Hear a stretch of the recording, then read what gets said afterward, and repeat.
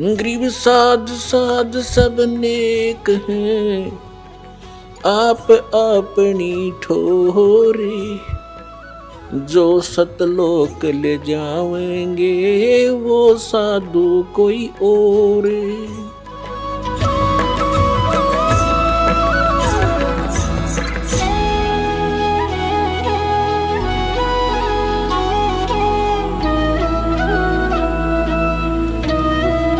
और अभी इसी को सेकंड कर रहे हैं ऋग्वेद मंडल नंबर 9 और सूक्त 96 का मंत्र 18 कि वो परमात्मा जो ऋषि रूप में प्रकट होकर या संत रूप में प्रकट होता है और कबीर वाणी द्वारा अपनी वाणी द्वारा अपने मुख से बोल बोल कर जो ज्ञान देता है वो सच्चिदानंद घन ब्रह्म की वाणी कहलाती है। गीता जी अध्याय नंबर 4 के श्लोक नंबर 32 में इसी का वर्णन है कि उस ब्रह्मण्य मुखे, उन्होंने गीता अनुवादकर्ताओं ने वहाँ अनर्थ कर रखा है ब्रह्मण्य मुखे का वेद की वाणी लिख दिया, वेद की वाणी वो गलत लिखा है। वो लिखना था सच्चिदानंद घन ब्रह्म से के मुख से उच्चरित वाणी, यानी परम अक्षर ब्रह्म ने स्वयं आकर जो अपने मुख से बोला वो ज्ञान, उसमें धार्मिक अनुष्ठानों की जानकारी यज्ञों की विस्तार के साथ दी गई है और वो तत्व ज्ञान है। गीता जी अध्याय नंबर 4 के श्लोक 34 में कहा कि उस तत्व ज्ञान को कोई तत्वदर्शी संत बताएगा। गीता ज्ञान दाता भी अनभिज्ञ है। तो यहाँ ये बता रहे हैं कि वो परमात्मा अपने मुख से बोलता है वाणी, कबीर वाणी, और जिस कारण से वो प्रसिद्ध कवियों की भी उपाधि प्राप्त करता है। और ऋग्वेद मंडल नंबर 9 सूक्त 94 का मंत्र एक स्पष्ट कर रहा है कि वो परमात्मा सर्वशक्तिमान है और यहाँ पृथ्वी पर आकर के एक कवियों जैसा आचरण करता है। इन्होंने अनुवादों को अनर्थ कर रखे हैं, फिर भी सच्चाई छुप नहीं सकी क्योंकि ये भगवान को निराकार मानते थे। और यदि वेदों में 10-20 मंत्र होते तो ये अड़ंगा और कर देते, ना समझ माती। ये मतलब ठोक रखा, इतना ज्ञान भर रखा है भगवान का, और इन्होंने कोशिश भी की है छुपाने की, बहुत अर्थों के अनर्थ किए, फिर भी सच्चाई नहीं छुप सकी। परमात्मा ने इनकी दुर्बुद्धि पर पर्दा डाल दिया जब इन वेदों का अनुवाद किया गया। इनका याद देना रहा दानंद के बताया करता हूँ तो निराकार है, और वेदों में साकार लिखा रही अनुवाद खुद कर रहे हैं, और फिर डंडोरा पीटे भगवान निराकार है। रामपाल झूठ बोला है, ये कहते हैं रामपाल ने संस्कृत ना पढ़नी आती इसलिए क्या जाने वेदों को, तो महर्षि था दानंद तो वेद दोनों बड़ा विद्वान था। अब तुम्हारे अनुवाद में दास दिखा रहा है कि देख लो इसमें साकार बता रहे हैं वेद, तुम अनुवाद करने भी आप ही हो करने वाले। तो पुण्यात्मा ये आप पर रहम कराया भगवान ने। यदि ये दास अनुवाद करता तो शायद स्वीकार होता, इनसे ही करवा दिया पहले मालिक, क्योंकि उसके हाथ में सब रिमोट है सबका। जीव तो जीव होता है, वो परमेश्वर है, उसने आपके लिए रहम करवाया। आज उन्हीं के द्वारा जो निराकार का डंडोरा पीटा करते, ठोक कर कहा करते भगवान तो निराकार है, एक देश कहीं पर नहीं रहता किसी लोक में, आज उन्हीं के कर कमलों से लिखवा दिया कि भगवान साकार है। उसका नाम कबीर देव है, वो मनुष्य सदृश्य है और वहां से चल कर आता है। जब भगवान सर्वव्यापक है तो चल कांड की जरूरत क्या रहेगी इसको, वो तो अपने आप ही पहले से आपके पास है निराकार रूप में। तो निराकार भगवान साकार है, नरवत मनुष्य सदृश्य है। कम से कम 10 मंत्रों में लिखा कि नरवत अग्नि, नरवत देव, नरवत शंभु, मनुष्यवत अग्नि, मनुष्यवत भगवान परमात्मा, वो मनुष्य के सदृश्य है। अब इसको फिर हम लेते हैं कि ऋग्वेद मंडल नंबर 9 सूक्त नंबर 96 में के मंत्र नंबर 16 में पूछा है कि आप अपना नाम बताइए, ओरिजिनल नाम क्या है। यहाँ बताया कि उसका वो कबीर देव है। कबीर देव उसको लोग कवि कहते हैं क्योंकि वो अपनी महिमा की वाणी कवियों की तरह आचरण करके बोलता है, लेकिन वो तो परमात्मा होता है। कवि तो कविताओं तक सीमित है। इस परमात्मा ने सब सदग्रंथों का, सब वेदों का, सब पुराणों का, कुरान का, बाइबल का, सब का भेद खोल कर अपनी अमृतवाणी में सुख संवेद में लिख दिया। तो ये कवियों के सत्र का ज्ञान नहीं है, तो वो कवि की उपाधि भी प्राप्त करता हो परमात्मा। देखिएगा ये ऋग्वेद मंडल नंबर 9 और सूक्त 96। अब हमने ये पढ़ लिया, 16 पढ़ लिया कि हे परमात्मन आप अपने उस गुप्त रहस्य में श्रेष्ठ नाम का जो नाम है उसका आप ज्ञान कराएं। अब इसमें ज्ञान करा दिया कि वो जो शिशु रूप धारण करके परमात्मा उत्पन्न होता प्रकट होता है, अपने 5-6 वर्ष की आयु में ही परमात्मा अपनी महिमा की वाणी को काव्यना कविताओं के माध्यम से बोलना, ऊंचे स्वर में बोलकर, अत्यंत ऊंचे स्वर में पवित्र वाणी को, वो संत सोम, वो कबीर देव, वो अमर परमात्मा कबीर नाम है उसका, कबीर देव होता है। अब यहाँ तक हमने पढ़ दिया कि वो कबीर वाणी द्वारा काव्यना कविताओं से अपनी महिमा, स्तुति नहीं, कविताओं से अपनी महिमा सुनाता है।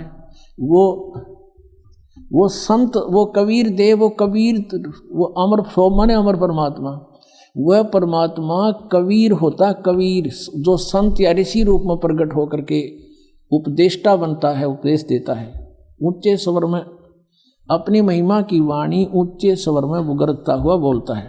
अब देखो इसमें स्पष्ट कर दिया 18 में, ऋग्वेद मंडल नंबर 9 सूक्त 96 के 18 में क्या कहा है कि ऋषि मना, यह ऋषि कृत, युक्त है, यू मिटा हुआ मिसप्रिंट है, ऋषि कृत सवर्षा सहसरणित पदवी कवि नाम है। कहते वो परमात्मा जब ऋषि या संत रूप में प्रकट होता है, उस ऋषि कृत यानी ऋषि कहो, ब्राह्मण कहो, संत कहो, उस संत रूप में या ऋषि रूप में प्रकट परमात्मा के द्वारा ऋषि कृत, और ऋषि मना साधु स्वभाव के भक्तों के लिए वो सवर्षा माने बहुत आनंददायक उनकी वाणी होती है, वो असंख्यों वाणी बोलता, हजारों वाणी बोलता, इससे शरणित माने हजारों वाणी, और वो कवि नाम पदवी, वो एक प्रसिद्ध कवियों की उपाधि भी प्राप्त करता है इसी कारण से, क्योंकि वो अपनी महिमा की वाणी को काव्यना कविताओं से उच्चारण करता है, गरजता हुआ बोलता है, ऊंचे स्वर में दहाड़ता है। चारों युग में संत पुकारे कूक कहा हम हेल रे, परमात्मा भी कहते हैं मैं रुक के मार मार के कहा करता हूँ चारों युगों में, और हीरे मोती माण बरसाएं ये जग तुलता ढेल रे, तो कहते हैं वो गरजता हुआ, भगवान भी कहते हैं मैं ऐसे ही बोलता हूँ जो वेद बता रहे हैं। ऋषि मना, ये ऋषि कृत सवर्षा, यानी स्वर्ग, स्वर्ग का है, स्वर्ग हो गया भाई, बड़े आनंद आ गया, और सहसरणित है, हजारों वाणी बोलता है, जिससे कवि नाम पदवी, कवियों की पदवी भी प्राप्त करता है। और तृतीयम धाम मही से शेषा संत सोम विराजमान राजती विराजमानु, उसमें विराजमान है वो परमात्मा उस तीसरे धाम में रहता है। तो एक लोक तो ब्रह्म का, दूसरा लोक अक्षर पुरुष का, और तीसरा परम अक्षर पुरुष का सतलोक है, वो सतलोक में रहता तीसरे धाम। अब देखो इनके द्वारा अनुवाद, इन्होंने ज्ञानवाद किया है। ऋग्वेद मंडल नंबर 9 सूक्त 96 का अब मंत्र हम 18वां पढ़ रहे हैं। हे सोम स्वरूप परमात्मा, पालन की इच्छा करता हुआ जो महान परमात्मा, तृतीयम धाम, ये बालक भी समझ ले, कति जिसने ये कह आते हो, तृतीयम धाम तीसरे धाम में, इन्होंने क्या लिखा है, देवयान और पितरान, इन दोनों से पृथक तीसरे धाम में यानी सतलोक में है, उसमें विराजमान है। इन्होंने लिख दिया वो ज्ञान योगी, यो ज्ञान योगी हटा दिया यहाँ पर अनर्थ करने के लिए। इनका याद आ गई, हमने जब यूँ भगवान लिख दिया तो साकार सिद्ध हो गया, लेकिन यहाँ भूल गए ये। ऋग्वेद मंडल नंबर 9 सूक्त 86 के 27 में भूल गए ये, 9 के 86, ऋग्वेद मंडल नंबर 9 सूक्त 86 का ये मंत्र 27 जो अभी पढ़ा था हमने, कि जो परमात्मा ध्यूलोक के और तीसरे पृष्ठ माने स्थान पर धाम पर विराजमान है, वो तीसरे पृष्ठ पर तीसरे भाग में रहता है। नहीं यहाँ तो इनका याद ना आया, ज्ञान योगी भूल गए लिखना ये। अब यहाँ इनका फिर आगे समझ में काल ने प्रेरणा कर दी, तुम क्या गड़बड़ कर रहे हो, इसका अनर्थ करो। काल प्रेरणा से इन्होंने यहाँ के जुल्म किया है। देखो ऋग्वेद मंडल नंबर 9 सूक्त 96 के मंत्र 18 को पढ़ रहे हैं। सोम स्वरूप परमात्मा यानी अमर परमात्मा, पालन की इच्छा करता हुआ जो महान वह परमात्मा, तृतीयम धाम, यह सीधा सा लिखना था, षडंगे की जरूरत नहीं थी। वो तीसरे धाम, जो तीसरा धाम है उसमें विराजमान है, ज्ञान योगी नहीं, ये किसी व्यक्ति विशेष की महिमा नहीं, ये भगवान की महिमा चल रही है। और फिर कवि नाम पदवी, जो कानदर्शियों की पदवी अर्थात मुख्य स्थान है, इसका लिखा वो कवि नाम पदवी, कवियों की पदवी प्राप्त करता है। ऋषि मना, ये ऋषिकृत, ऋषि सब ज्ञानों का प्रदाता, ये लिखना था उस ऋषिकृत। ये देखो यहाँ पर है, ये मूल संस्कृत इसकी मूल पाठ है।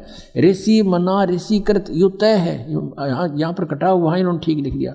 ऋषिकृत यानी उस ऋषि के द्वारा बनाई गई। जैसे ये देखो इन्होंने यहाँ लिखा महर्षि दानंद कृत, इसमें देख लेंगे हम, ये देख इसका क्या अर्थ हुआ कृत का? महर्षि दानंद सरस्वती कृत, यानी इनके द्वारा किया गया।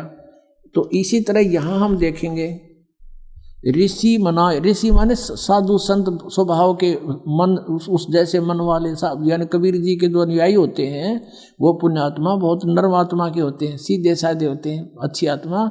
और वो ऋषिकृत जो इस ऋग्वेद मंडल नंबर 9 सूक्त 96 के मंत्र 17 में कहा है कि वो कबीर वाणी द्वारा, अपनी वाणी द्वारा कबीर परमेश्वर अपनी महिमा की वाणी बोलता है कविताओं के माध्यम से। और वो संत सोम, वो संत रूप में प्रकट परमात्मा कबीर देव, वो अमर परमात्मा होता है, वो कबीर नाम है उसका, वो अमर परमात्मा होता है। और उस संत रूप में प्रकट या ऋषि रूप में प्रकट उस ऋषिकृत, उस संत के द्वारा, ऋषि के द्वारा बनाई गई सहस्राणीथ शवर्षा यानी हजारों वाणी उस ऋषि मना, उसके अनुयायियों के लिए बहुत आनंददायक होती हैं। वो परमात्मा तीसरे धाम में रहता, इतनी सी बात है बस।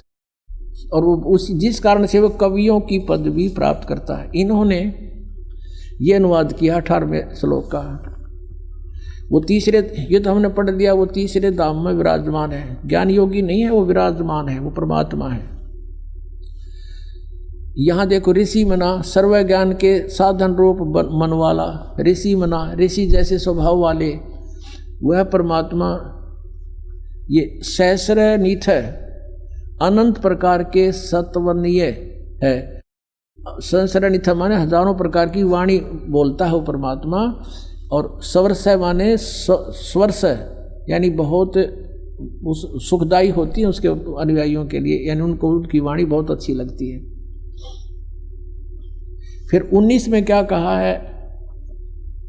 ऋग्वेद मंडल नंबर 9 सूक्त 96 के मंत्र 19 में ये खुद कहते हैं तुरियम धाम, एक चौथा, तुरियम माने चौथा, ये तो तृतीयम, ये तृतीय है, तृतीयम ये है तुरियम। तुरियम माने चौथा होता है संस्कृत में, तुरियम माने चौथा, और धाम माने धाम।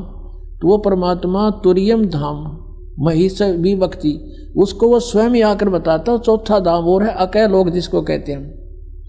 पहला लोक हमारे संत भाषा में सतलोक, दूसरा अलखलोक, फिर तीसरा अगमलोक, चौथा है वो तुरियम धाम अकय लोक, जहाँ से परमात्मा ने सबकी रचना की है, नीचे के लोक भी बनाए हैं।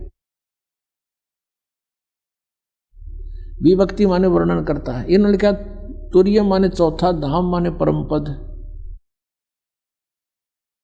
परमात्मा है। उस महापुरुष उक्त तुरीय परमात्मा का, तुरीय माने चौथा, तुरीय माने चौथा, चौथे परमात्मा का वर्णन करता। कौन महापुरुष? वो स्वयं परमात्मा आता है, वही परमेश्वर अपने उस संत रूप में, महात्मा रूप में प्रकट अपनी ही महिमा आप ही बताता है। अब देखो 20 में कमाल कर दिया, साकार भगवान सिद्ध कर दिया। वह परमात्मा जिस प्रकार एक संघ को उसका सेनापति प्राप्त होता है, यानी बहुत बड़े श्रद्धालुओं का वो मुखिया होता है, इसी प्रकार ब्रह्मांड रूपी को उसको प्राप्त होता है, होकर ऊंचे स्वर से गरजता हुआ, ऊंचे स्वर से वाणी बोलता है, इस ब्रह्मांड रूपी विस्तृत प्रकृति खंड में भली भांति प्रविष्ट होता है। जैसे कि मरिए मनुष्य, ये देखो, जैसे मनुष्य शुभ्र शरीर को धारण करता हुआ अत्यंत गतिशील पदार्थ के समान प्राप्ति के लिए गतिशील होता हुआ। अब देख लिया ना, क्यों परमात्मा जैसे मनुष्य जैसा है, और जैसे मनुष्य शुभ्र शरीर, सुंदर शरीर धारण कर लेता है, यानी जैसे कपड़े डाल लिए मनुष्य ने, ऐसे ही परमात्मा मनुष्य की तरह एक सुंदर शरीर, सुबर माने सुंदर शरीर धारण करके प्रकट होता है, यहाँ आता है। अपना आत्मा जब वो परमात्मा यहाँ आता है वो करता क्या है? कवियों जैसा आचरण करता है। यह आपने ऋग्वेद मंडल नंबर 9 सुख 94 के मंत्र 1 में पढ़ लिया कि वो परमात्मा कवियों जैसा आचरण करता है।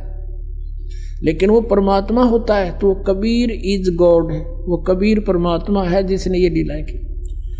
अब परमेश्वर ने कहा था वेद मेरा भेद है, मैं मिलूं वेदन से नाही, और जौन वेद से मैं मिलूं उसको वेद जानते नहीं। चारों वेद मेरी ही महिमा का गुणगान कर रहे हैं, और इन वेदों में वर्णित विधि से मेरी प्राप्ति नहीं हो सकती। और जिस वेद से, जौन वेद से, यानी सूक्ष्म वेद से जो परमेश्वर ने स्वयं आकर अपनी वाणी में बोला, कहते उस वेद से मैं मिलूं, ये वेद जानते नहीं।